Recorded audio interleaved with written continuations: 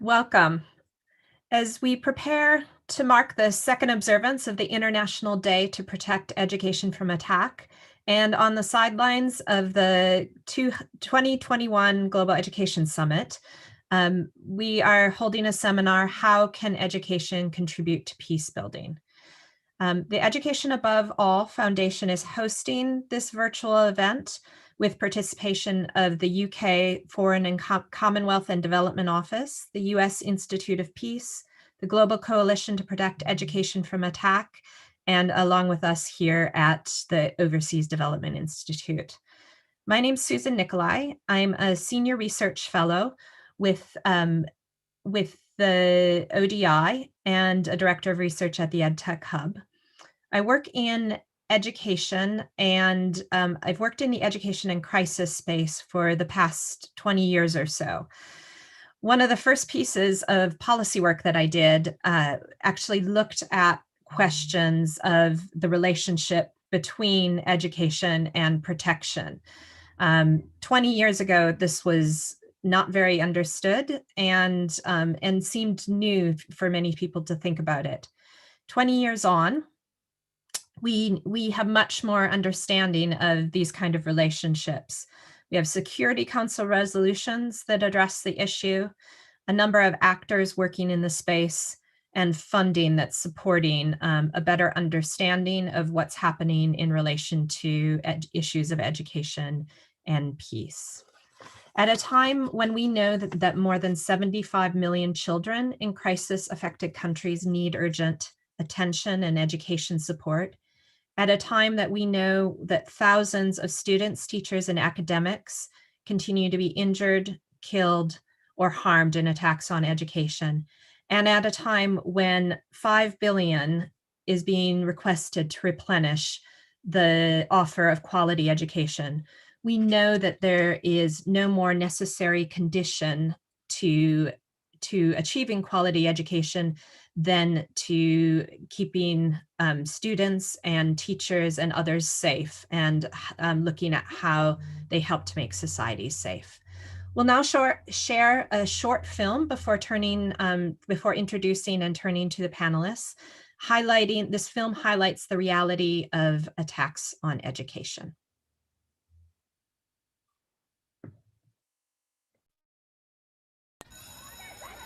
Education is a human right. And yet, in the last 5 years, 22,000 students and academics in 93 countries have had their education deliberately destroyed. These attacks occur in many forms. Sexual assaults and exploitation of girls and women. Murder and kidnapping of educators and students. Military occupation of schools. These deliberate attacks are committed by those who have political, ideological, religious, and military motives. When education is destroyed like this, it's not difficult to imagine the many horrors that fill the void.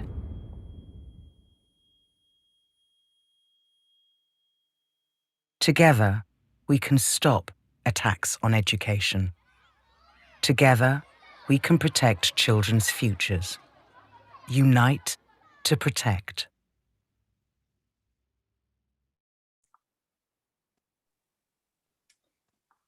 I'd now like to welcome the Right Honourable Wendy Morton MP and the UK Minister for European Neighbourhood and Americas. Wendy works with the UK's Foreign, Commonwealth and Development Office. She's also a member of the UK Parliament representing Aldridge Brownhill's constituency, and previously has served as the Parliamentary Undersecretary of State in the FCDO. Has worked with the Ministry of Justice and has served as Assistant Government Whip. Welcome, Wendy. Thank you so much, and look, good afternoon, everyone. And can I also say a huge thank you to Education Above All for organising our discussion this afternoon, and for all the work that we have done together over the years. And I can think of nothing actually more important than education. It is the bedrock of human achievement and personal satisfaction. And it's the key to unlocking the challenges that we face as a global community. So all countries have a stake in the education of children in every country, and none of us can afford to give up the education of any child. Children in fragile and conflict-affected countries are more than twice as likely to be out of school than those not affected by conflict. And as the pandemic has illustrated, during periods of turbulence, it is girls who are much more likely to drop out of school than boys. In the coming year, an estimated 20 million girls are at risk of permanently dropping out of school because of conflict and crisis. This puts them at greater risk of child marriage, gender-based violence, trafficking, and sexual abuse. The sad irony is that we know that educating girls helps reduce violence in societies. Greater gender equality in education has been shown to decrease the likelihood of conflict by as much as 37%. So by keeping children in education, and particularly girls, we help break the cycle of conflict. We foster understanding and reduce radicalism and violence. Whilst there is a consensus about the value of education and the role it plays in bringing about peace, stability, and prosperity, there is an absence of in-depth research into the best methods of providing education in areas affected by conflicts and long-term crises. So earlier this month, the Foreign Secretary announced a new £15 million research project, and this will assess the most effective ways of giving an education to the world's most vulnerable children. The research will focus on northern Nigeria, South Sudan, Myanmar, Syria, Jordan, and Lebanon, communities that currently host an estimated 3 million displaced children. The UK was also at the forefront of developing Education Cannot Wait, the global fund dedicated to education in emergencies. And we are the largest current donor with funding of £90 million until 2023.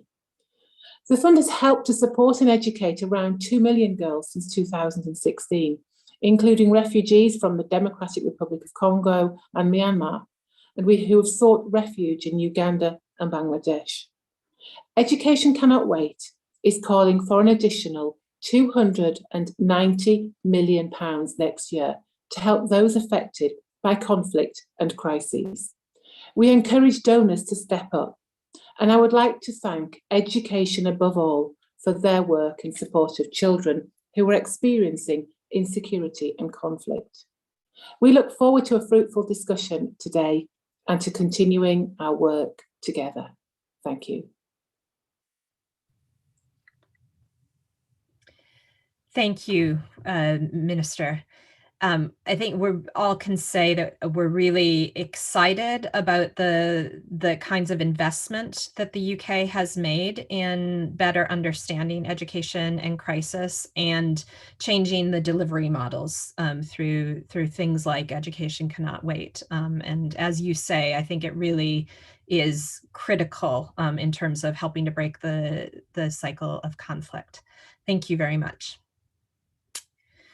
We'll now invite our next panelist, Dr. Michael Yafe, who's Vice President of the United States Institute of Peace, to join us.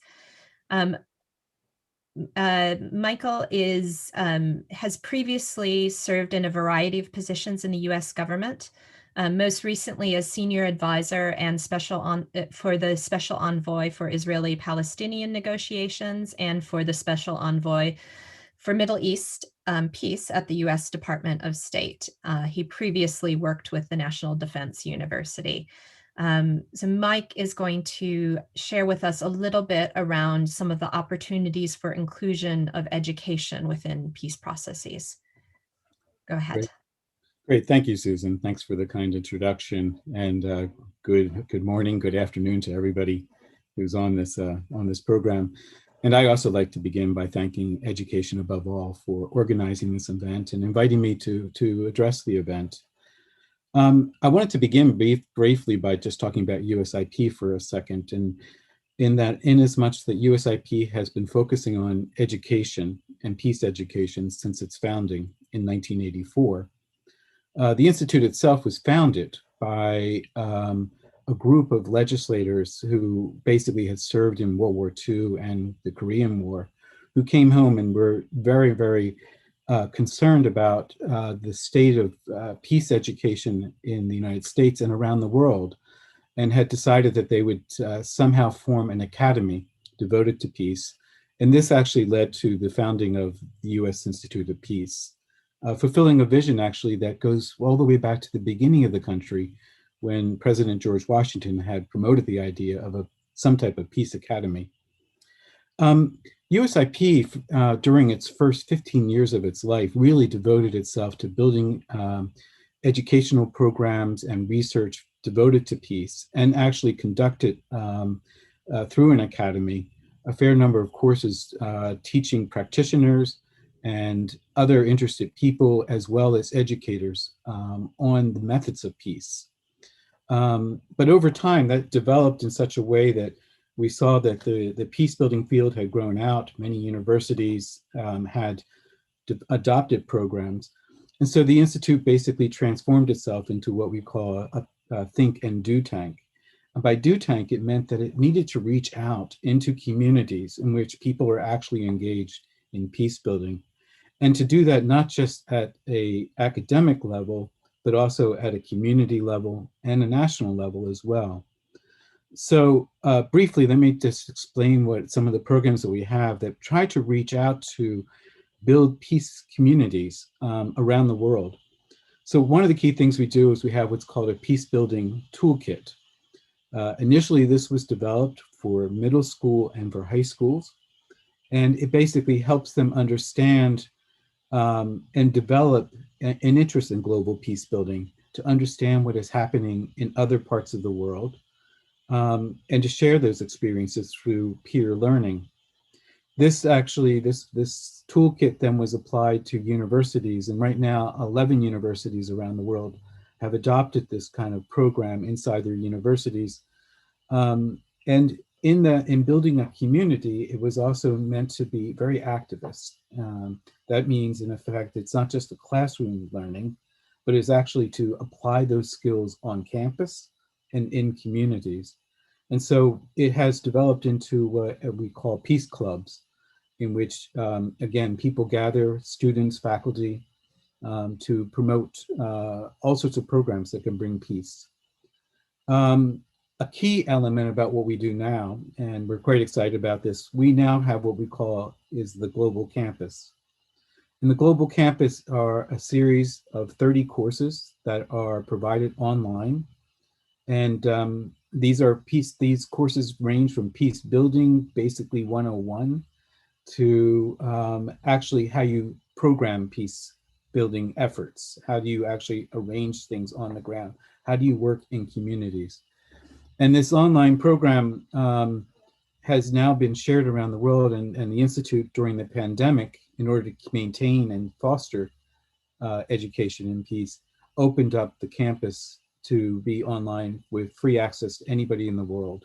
So I highlight that for people on this program to take a look and see what some of the courses that are being offered by the Institute for them. And then a fourth area I'd like to emphasize is what we call Generation Change. This is a program that we established, which basically brings together people under the age of 35 from around the world to help them build their skills in local and national peace building. So it is really meant to build civic leadership in this area. And it's a 24-month program. And they bring people together. They have also gone on trips together to see the Dalai Lama. But it's very much meant to be activist and a way of supporting people in doing peace building itself. So it's not just a matter in the classroom.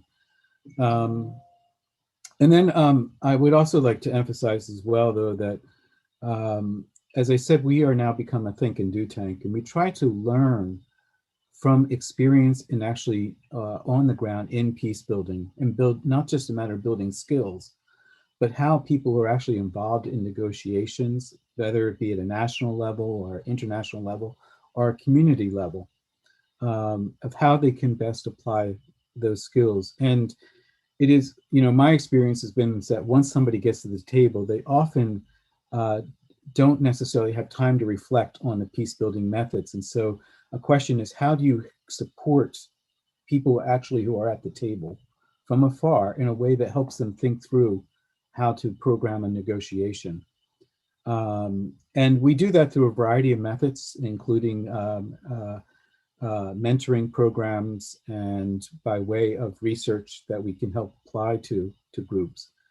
And here I would also emphasize the importance of what we call track 2 and track 1.5 negotiations. So formal negotiations are known as track 1.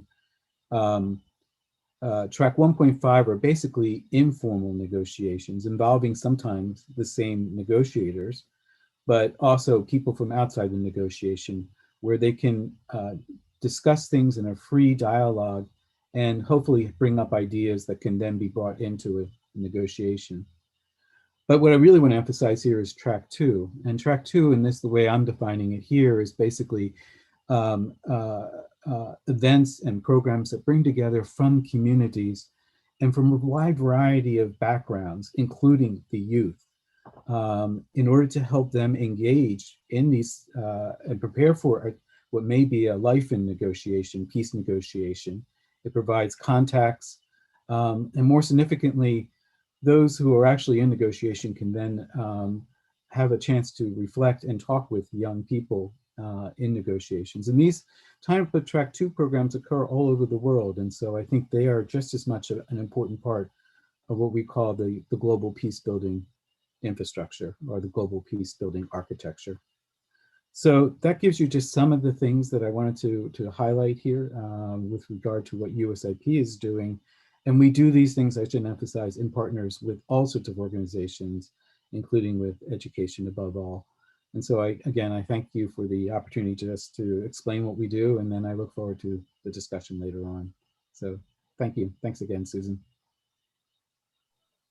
Great, thank you, Mike. It was interesting to hear the history of U.S. Institute of Peace. I hadn't been aware of that, and just how rich that is, and the important role that you're playing around that kind of nexus around education and some of the peace negotiations as well.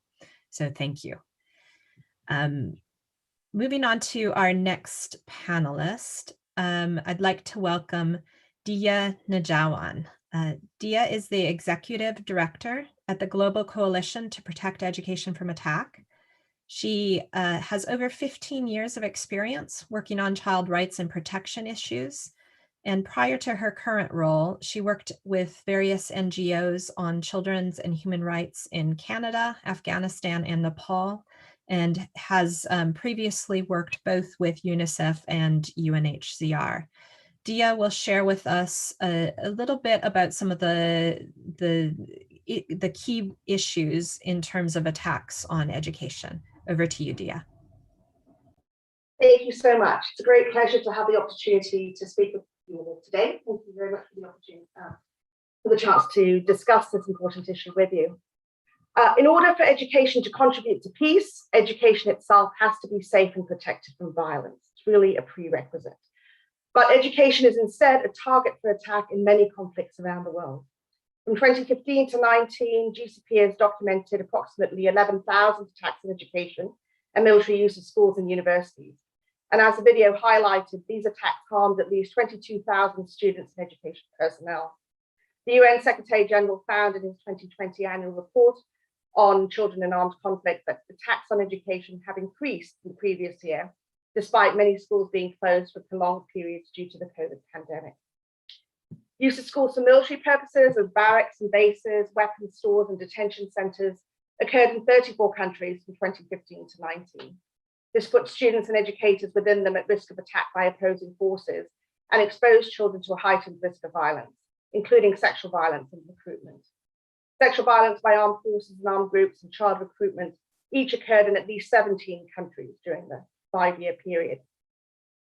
The impact of these attacks include loss of life and severe injury, but also dropout from school, often without return, as well as destruction of educational infrastructure that may take years to rebuild, if at all. The impact on girls is often different from boys. Girls are often the first to drop out and the last to return to school due to the privileging of boys' education, especially when resources are scarce as in wartime, and because of parents' fears of safety for their daughters, especially of sexual violence. In addition, being out of school for even a short period exposes girls to many risks, including early marriage, which further diminishes their chances of returning to school. The mental and physical health consequences of sexual violence that often accompany attacks on education for girls and the stigma associated with rape also make it impossible for many girls to resume their education. So a first step in enabling education to be a peace-building tool is really to ensure that schools, students and educators are protected from attack during armed conflict. But it's not enough to just protect the buildings or students and educators physically. We also know that some forms of education provoke conflict. They can incite violence directly against certain, usually minority populations, including by perpetuating stereotypes of discriminatory messages about racial or ethnic minorities, as well as women, LGBT people, and others. Or education resources can be unevenly distributed, disadvantaging particular ethnic, racial, religious communities, fostering resentment and ultimately violence. Moreover, communities may object to the values in the curriculum being taught, or see the schools and teachers as agents of the state, perpetuating government propaganda and oppression. All of these factors not only prevent education from being a vehicle for peace, but do the exact opposite and make education itself a source of conflict. These factors also lead to schools and educators being specifically targeted for attack, which of course breaks down the education systems critical to transmitting the knowledge and skills required to build economies and society.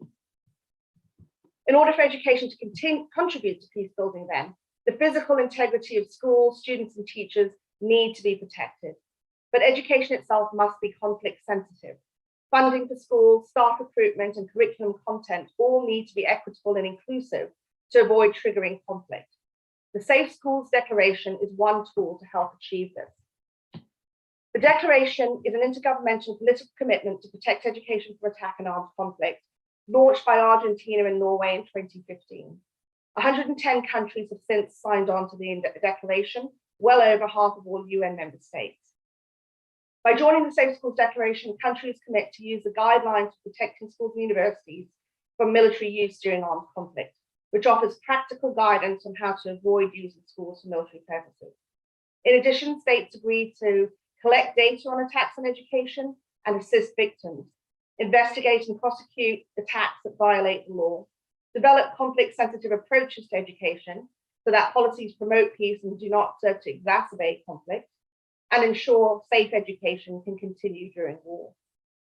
The declaration is having a concrete impact on the ground, saving lives and safeguarding the right to education in some of the most dangerous places on earth. In the last 6 years, over a dozen countries have revised their national policies and practices or their military manuals to reduce military use of schools. For example, last year, the Central African Republic criminalized attacks on and occupation of schools in its Child Protection Code. Mali has developed a national action plan as well as a draft law on protecting education from attack. And in terms of continuing education, in May last year in Burkina Faso, the Minister of Education announced that distance learning introduced to due to COVID-19 would extend to situations of students affected by conflict. So the Safe Schools Declaration provides a comprehensive framework for protecting education, which includes measures to reduce the risk of attack, but also to promote inclusive and equitable learning through its commitments to providing conflict-sensitive education and developing policies to ensure that safe education can continue for all during conflict. Endorsing and implementing the Safe Schools Declaration is an important way in which states can ensure that education is physically protected, but also that the content and delivery of education promotes peace rather than triggering violence. The 4th International Conference on the Safe Schools Declaration will be held in Abuja and virtually on October 25th to 27th, and offers an important opportunity to share good practice on safeguarding education and also to explore ways of using the declaration as a tool to contribute to peace. I hope you'll all be able to join us and participate in the conference. Thank you so much. Yeah, thank you for that. The Global Coalition really has done incredible work in terms of bringing issues of protecting children from attack, protecting education from attack, bringing that to light by bringing a sense of the scale of the problem, advancing some of the legal elements and the regulatory framework. But also some of the pedagogical approaches, such as conflict-sensitive education and an emphasis on equity, with things like better understanding of how conflict touches both boys and girls. So thanks for the work that you've done on this. I'd like to turn now to our final panelist. Xiaogi Ahmed Nawe is an Education Above All youth advocate from Sudan. He's an engineering graduate who has worked in the NGO sector and particularly with humanitarian NGOs. He currently works as a public leadership program manager with the Place Network, a Paris-based startup that focuses on newcomer talent in Europe. And back in Sudan, he worked as a program associate for the United Peace Organization. Xiaogi will speak to the experience of education as a factor in building peace. Over to you, Xiaogi. Thank you, Susan. And mornings, afternoons, and I assume also evenings for some of you right now. I would like just to send my greetings for all the panelists for paving the way for me also to speak about some of the points that I will be speaking about right now. At the beginning, I just want to say one statement, which is like to sustain the foundation of global societies, education is no exception. Rather, it's one of the hardest hit. Now, this is the vision that unites us as youth, but also as the major stakeholders, and this is what we need to work on. Now, echoing on what the panelist has mentioned already and what has been highlighted by them, I would just like to particularly shed the light on the most marginalized sector, which is the youth in the situation affected by the conflict and the insecurities. They're facing far worse challenges with their human rights disrupted, let alone their right to education. Education was already in crisis. Right now, we're talking about the pandemic and how the effects of it, with over 258 million out-of-school children and youth. And the situation has only worsened over the past couple weeks, months, and years. The right to education is a fundamental human right and an enabler of their and rights such as civil and political rights. And when the right to education is violated, it results in exacerbating our social and economic exclusion. And yet, despite its essentiality, education is a right that is often less prioritized and protected in situations of conflict and insecurity. Now, with education right disrupted, there is a significant knowledge and information gap in the most marginalized and the vulnerable communities. The rights holder themselves are unaware of the human rights and the lack of access to information on various legal mechanisms that could protect them from violations. Now, in order for us to mainstream youth rights across different legal mechanisms, it is as equally important as high-level advocacy efforts to raise awareness amongst children and youth to empower them with the essential knowledge on human rights and the skills to advocate for themselves and their communities that they are representing. This way, we could maximize advocacy efforts on all fronts to put pressure on the duty bearers from the top down and also from the bottom up. On the other hand, inclusion must be across all the levels of educational policymaking processes, such as the curriculum design and the student representation in school committees. And guaranteeing inclusion also requires ensuring the accessibility, meaning the spreading the effects between all the main players in the ground. When our passion, drive for positive change, and commitment for a better future are met with the right skills, tools, and guidance, we are truly empowered to join the forces with other global leaders hand in hand to make positive change across all the system to safeguard human rights for all. And finally, we, young people, ask all of you here listening to us right now to continue your support to build back education together, as a creative coalition is the key lead to reach our common goal. Thank you.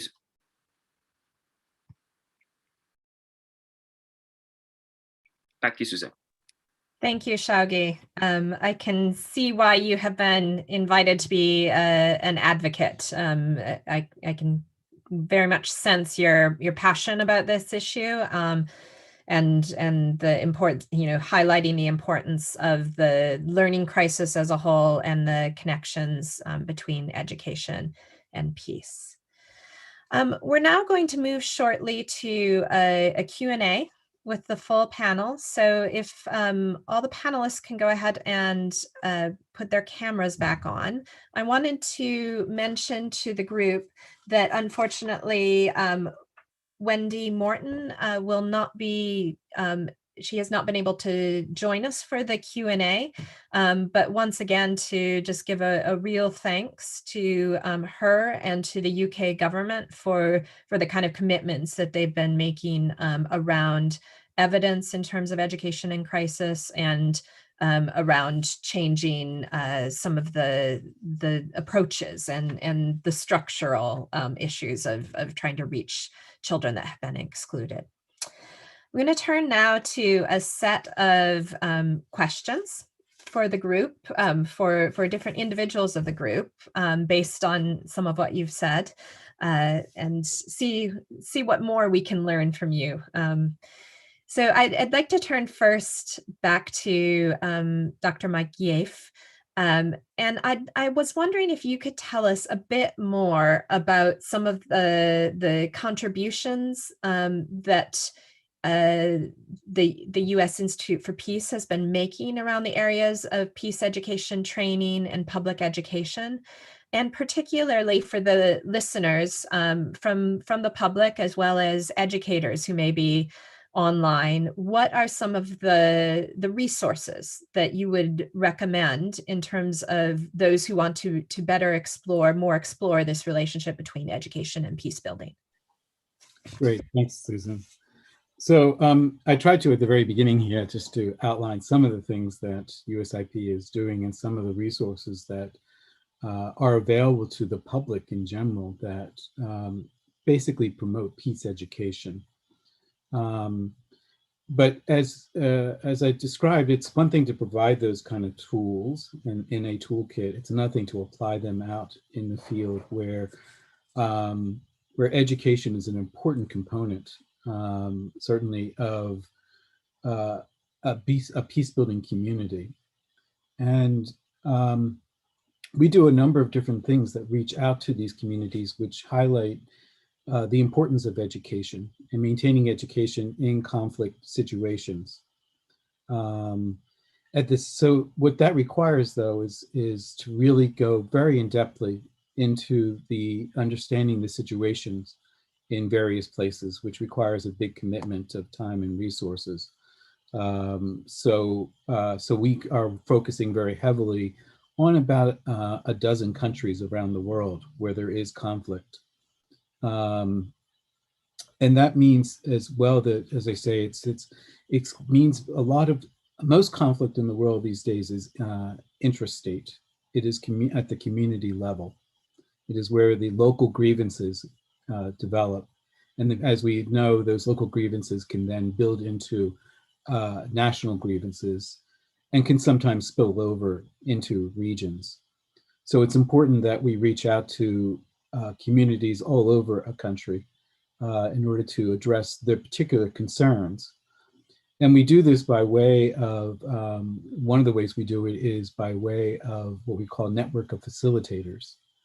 And these network of facilitators comprise students and teachers and lawyers and other people from the community who we then train in peace building, and then who are from those countries and from those communities, who can take those skills back into the communities and apply them. And as part of that, it is then to back them up as they go into these negotiations. Sometimes it requires us to provide resources to them in mini grants. are in direct mentoring of the facilitators and the parties themselves. But again, the most critical part to this is to say that we are working with the parties themselves. So it's not U.S. Institute of Peace imposing its way on the community. It is how to have the community actually engaged in that. And a critical part to that is addressing the communities in a way that allows for them to feel more secure, so they can have the schools open, so that children can go and feel secure in the schools. But also in many cases where we work, it is the issue of displacement. There are loads of displaced communities around the world, and basically people need to feel secure to return to their home communities in order to resume their lives and resume education. And so that's one key part that we really focus heavily on, particularly in places that have seen high conflict, like in Iraq. More recently, we are focusing on the issue of the what are called the perceived ISIS-affiliated families in Syria, many of whom are in camps, particularly the Ahal camp, which are mostly women and children. And you have children that are in families, and there are a lot of orphan children. So the question there is how to bring those people into a secure community where the children can receive education in particular. And in many cases, they have received education that is devoted to conflict by the ISIS fighters. So it's a change in how they look at their worldview and how they learn about how to fit in and reintegrate into a community. And that requires psychosocial support. It requires case management. And those are very time-intensive efforts, but they have long-term benefits that pay off. And the question is, as USIP, with our limited resources, what we do is we help convene people to at least bring them together to focus on problems. And hopefully then the humanitarian community can then address these kinds of issues. I say these things because it shows you how complex these issues are and how much they must be tailored for each of the conflict situations. And it does require a lot of people, a lot of effort, and a lot of resources. And so I'm quite endeared to hear how much Wendy talked about how the Foreign Commonwealth Office is devoting resources to this problem. But again, every country needs to step up for it. So I'll leave it there for the moment. Yeah, thanks. I think it is really clear that the road to peace is not a quick one, and supporting it in different context is very context specific and time and resource intensive. If I can ask one follow-up question, I'd be really, given your experience in peace negotiations and processes, in what ways have you seen education and education systems feature as a part of some of the conflict and the challenges in different settings? Yes. It features, well, let's put it this way. Obviously, when you're in negotiations, you have your set of negotiators who are usually trying to cover a wide number of issues, be it territorial issues or displaced people issues, all sorts of grievances that go into a conflict. But one of the most important parts to deal with peace is developing a culture of peace, so that you're not just ending a conflict by way of a negotiation, but you actually have the underpinning to sustain a peace. I thought it was quite clever what happened in Northern Ireland, for example, when they formed what was called the International Fund. This was a fund that which Great Britain and a number of other countries contributed heavily to basically support people-to-people activities, programs that bring parties from both sides, going from the very young to religious communities, to education communities, to professions. And the International Fund for bringing peace to Northern Ireland was established before the peace, before the peace had been negotiated. So it was already beginning to develop that culture such that when the peace was finally signed, there already had an infrastructure in place for continuing to build not just the idea of bringing people together, but people who then felt committed to maintaining the peace, who had a stake in it, but more significantly, knew people from the other side, where I think it was Xiaogi who mentioned about stereotypes that are quite easy to develop when you're in conflict about the other. And so this helps break down those kind of stereotypes when you actually can meet people face to face. And most recently, there is now a peace fund that has been set up for the Israeli conflict as well, with the sole purpose of bringing those people together. And what I also found, and I'll make this one final point, is that oftentimes negotiators forget this, or it's very low on their list of priorities about the people-to-people activities, in part because they're dealing at very high levels with governments. But it's really important. It's usually been civic groups, organizations like this one, Education Above All, who remind the negotiators of how important, how crucial it is to have the support of the communities. And I would argue one more thing, which is that, negotiations can fail because the negotiators don't feel a consequence of walking away from the negotiations. But when they know that there's a broad community behind them who want to see a conclusion to negotiations, it's really important that they hear those voices. So again, building out these peace communities is really critical. And I think in that case, this is where education comes into it, the schools come into it, textbooks come into it, and again, where people feel like they have a vested interest in and know that they're being listened to as part of what it takes to actually resolve a long-term and enduring peace. Thanks.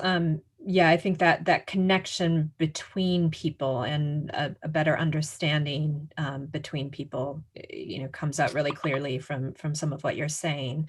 And I think that links as well to one of the points that Dia was making around the importance of conflict-sensitive education. And that is one thing that education systems can do as a prevention measure as a contribution to peace building, is really looking at the curriculum, looking at the pedagogy, and becoming as conflict sensitive as possible. I'd like to turn to you now, Dia, and to hear a little bit more about some of your thoughts about the factors that contribute to conflict in terms of educational inequality. We know from policy analysis that this kind of inequality within education systems, it is a potential contributor in many different settings, including on the grounds of gender. And I'm wondering if you can talk a little bit from your experience, how can we ensure that attacks on education, how can we ensure that education itself does not deter women and girls from accessing their rights to education?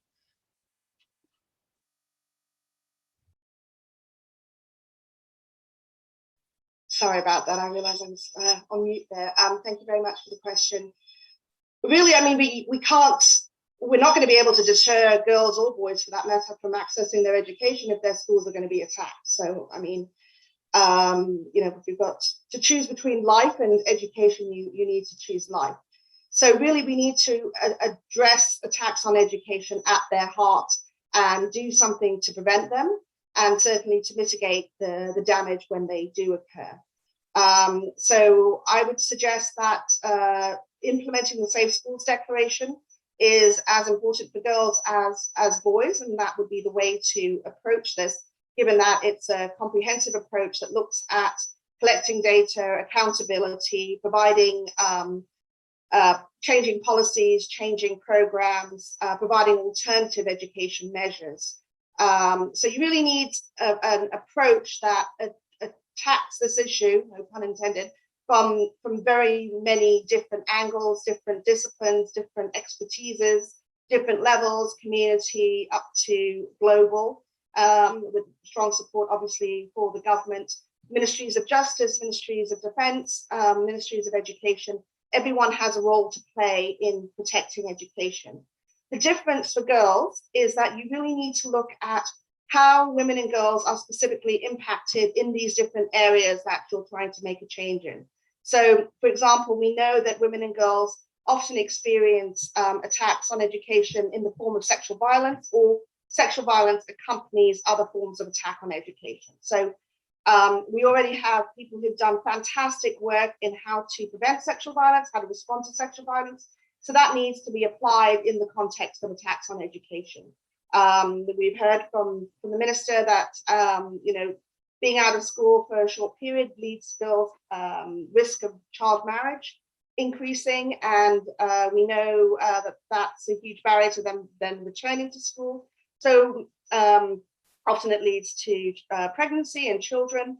Often in many countries, if you're pregnant or if you have a child, that's the surefire way of being excluded from being able to go to school. Step number one, change those requirements, change those policies. Girls who have children need to have some form of continuing their education, that whether that be through an alternative education program, whether that be through support to have someone be able to look after the children while they go to school. But what's needed is some sort of way of examining the different components of how to protect education from attack. How is that impacting women and girls specifically, and how do we need to tweak and change our programming and our response so that it meets particular needs of women? So that would be my initial response. Obviously, it's an extraordinarily complicated topic, and as I said earlier, it requires everyone with all their different disciplines and skills to come together to try and come up with a solution. So thank you. Thanks, Dia. You lay out some of the issues and talk about the Safe School Declaration and present that in a way that really is compelling. I'm wondering if you could talk about any specific examples, where and or how, even more importantly, have steps been taken that really make a difference in terms of protecting education, and particularly for girls? Mm-hmm. Well, in terms of protecting education, there have been many steps that have been taken, particularly in incorporating the guidelines of protecting schools from military use. So, as I mentioned, over 12 countries have actually changed their military legislation and their policy to stop schools from being used for military purposes, or to reduce that practice from happening, as a very extreme last resort. So that in itself, it obviously improves the situation for all children, boys and girls. But the reality is military use of schools often has a particularly severe impact on the girls, because parents have this perception, which is often true, that their girls will be subject to rape and sexual violence and harassment if they're men who are living in the school, or who are, coming into the school, occupying classrooms, or even just sort of milling about in the vicinity. So before anything even happens, parents withdraw their girls, particularly from the school, and that's the end of that, right? It's very hard for them to then return. So that would be one example. And also, I think it really goes to show that it doesn't the methodology you use to respond to a problem doesn't even necessarily have to be targeting girls in order to have a really major impact on women and girls. So many measures that are taken can also have this sort of larger impact on women and girls, just because of the way that they're impacted by the attack on education. In other circumstances, Nigeria incorporated a gender component into their curriculum development, I believe, as a result of some research that we did on attacks on education on girls specifically in Nigeria. So so those are a couple of the examples that I can think of off the top of my head. Thanks, Dia. And I'm remembering that through some of the UK funding that's coming up, that the minister mentioned at the very beginning, that there's a major research program looking at education and in crisis within Nigeria, as well as some other countries that's upcoming. So there's a possibility, I think, to look more at things like that initiative and its impact going forward. I'd like now to turn to Xiaogi for a final question.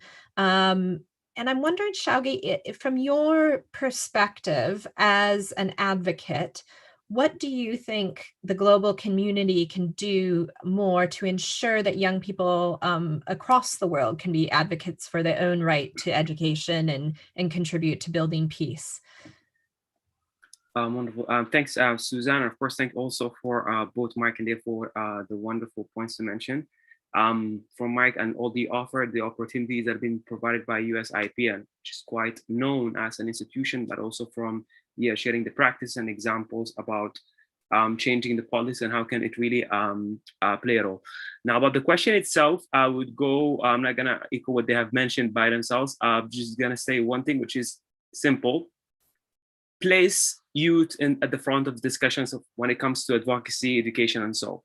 Now, building back better requires some sort of like accounting for the youth concerns themselves and allocating their resources, meaning such trainings that have been mentioned by Mike or the changing policy think tanks and so on, to include these youth when it comes to the thinking of how will it look like. And honestly, I would like also to extend my gratitude for Education Above All here because of their own methodology that they're using for adding their force and create an accessible, inclusive, and equal spaces for education and advocacy for different people from all over the world. And it would be also, I think, essential for us to identify the problems when it comes to advocacy and education. When we're talking about advocacy more specifically, because linking it to youth and their needs, especially with what's happening right now in the war and all the changes, I feel like there is a huge important role for us also to acknowledge and know where are we heading towards. And in order to reach that, I feel like we have to sit in the table, as we are the group that most affected by education and how it's related to all the issues around the policy, around the social justices, accessibility and all that. I feel like we can head there and we can shape a better future for all of us if we add youth and their voices get heard, simply. And maybe finally, what can I also mention, because I don't want to take a lot of time here on this point, but since September 2015, with the introduction of the SDGs until now, there's a lot of things happened. I mean, we all need to acknowledge what's happening in the war since then until now. And I feel like we have, as individuals, entities, and also networks, such collaborations, because this interesting talk that shed light a lot of things. We need to acknowledge / highlight where are we at when it comes to all the efforts, because the SDGs has been built in a way to 2030, but we need also to acknowledge who will be the people that will be holding the responsibility in the future. And I feel like working on advocacy and including the youth will be really essential to make sure that what we're working on is not just something that we are doing because it's needed for the end of our financial year, if we're working as an institution, but because it is some sort of a commitment. It is something that we need to work on. It is something that we hope that will contribute to the to create an impact in the future of people's life. Because and as we call it, like in my hometown, if you create some sort of a change by an individual, make sure that as a result, it will affect the community itself. And yeah, that's my take about your question. Great, thank you, Xiaogi. That emphasis on participation is absolutely key, and I think something that has been a recurring call in the years I've been working on education is for greater space for children and young people themselves to participate in decisions that affect them. As we close, I want to turn back to each of you as panelists and to think a little bit, if you can just briefly talk about, we're a side event to the Global Education Summit. There's calls for major investments in education. what would be one thing you would like to see some of those funds go to that could really make a difference in terms of education and peace building? And if you can just briefly answer, what are some of your headline thoughts on that? Would you like to go, Mike? Sure. In some respects, I think we've all touched on some of the points already in terms of things that do need to be highlighted. And I particularly like the last point that was just made about participation, how to give agency to students so they feel like they have not just learning about what goes into peace building and about the particular circumstance within conflict, but how they actually can do something about it.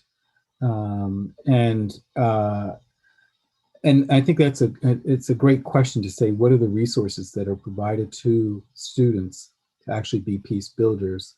And how do they do these things, and particularly in a nonviolent way? It's another thing I didn't mention actually, but our institute, along with many other organizations, are really focused on nonviolent action education as a way to take that energy of the youth and apply it into their communities. So again, I think to me, that's where the agency is, where the students themselves feel like they can have some participation into the process itself. And I think it's a good place for a lot of organizations to focus. Great, thank you, Mike. Dia, just briefly, where would you like to see resources go? Well, I would reiterate that education is not going to be able to contribute to peace if education itself is being attacked.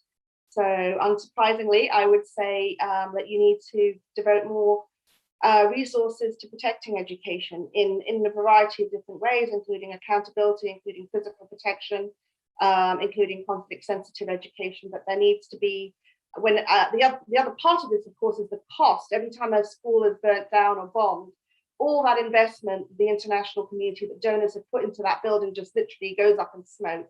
So there needs to be some sort of a policy that's also taking into account what happens if what happens if that school's then burnt down. How are we going to have mitigating factors? How are we better going to protect that school? In addition to protecting peace, it's also protecting the investment and the economic dollar. So that would be my suggestion. Thank you, Dia. Xiaogi, final word on this? Yeah, I mean, honestly, I think Mike and Dia have already took all the good points from the table, which is quite wonderful. But if I can add to that, what I agree about them when it comes to the situation where it's really the conflict is there, I won't add more and nothing more. But if we just make the question more inclusive, making sure education in general and advocacy for everyone, I would hope to make our interventions, meaning our intervention as institutions and networks and all, more innovative and creative. There's new tools that have been introduced, and I'm certain that most of us have, like, if I can say it right now, which is like, for example, using the TikTok and all this, the generation of TikTok right now, where imagine if we can have that ability to mobilize people around advocacy and create a change. We've heard, of course, about what's happening, for example, in Arab Spring since 2011, important social media and other parts. And I feel that one of the key things to do the advocacy in the next 10 years, especially if we're talking about addressing and reaching the goals, which is Sustainable Development Goals, will be around these facts. And if we really optimize our interventions and make sure that we have that indicators, clear ones, I'm certain that we'll be heading to the right way. Thank you, Xiaogi. I think, yes, the point on innovation, absolutely. The one thing I would add to the points around where resources and investment need to go, and I think this is in line with some of what Minister Morton was emphasizing at the beginning, is investments in evidence. I think some of the work, for instance, that I've seen Education Above All do, the Global Coalition do, the producing evidence, have really started to move the dial in terms of attention to this issue. So I think that effort definitely needs to continue. thank you to Minister Wendy Morton. Thank you to Mike Yaff and the U.S. Institute for Peace. Thank you to Nia Ngwangi and the Global Coalition to Protect Education from Attack. And thank you to Xiaogi Nawai and your work with Education Above All as a youth advocate. And thank you to Education Above All for coordinating and organizing this seminar. I look forward to engaging further with you as some of these efforts are realized. Thank you. Thank you so much. Bye-bye, everyone. Thank you, everyone.